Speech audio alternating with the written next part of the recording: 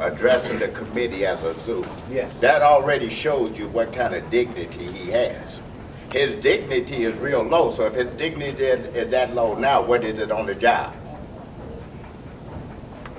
And I'd like to add the fact that, as Pastor just said, there's no zoo here. We're men, all men, each and every one of us. And to answer your question about the relevancy of the police department, it would be the same as the news. First and utmost, power corrupts. And absolute power, which is what we're talking about, corrupts absolutely. Any other questions?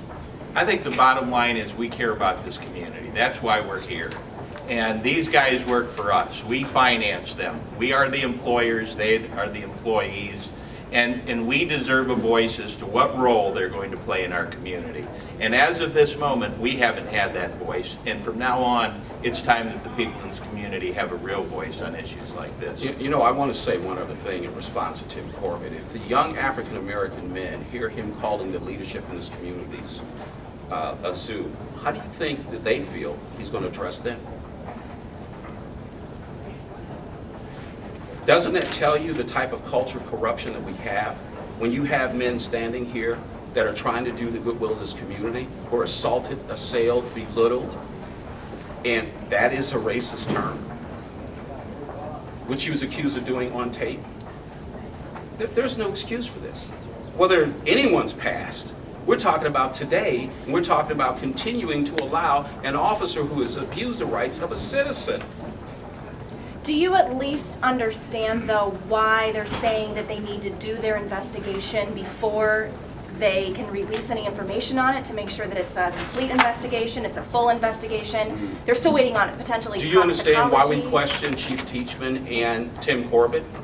Do you understand that the problem that we have is not with allowing the investigation? We don't believe that it can be an impartial, fair investigation based on what you just said Tim Corbett told to us and what the chief has done. The chief was held to a state police investigation. That report was sent to the Board of Public Safety. The Board of Public Safety chair resigned after the mayor refused to fire the chief. What possible hope do we have in the mayor and the chief and Tim Corbett doing justice? We could wait now till Jesus comes back and never get justice from these people.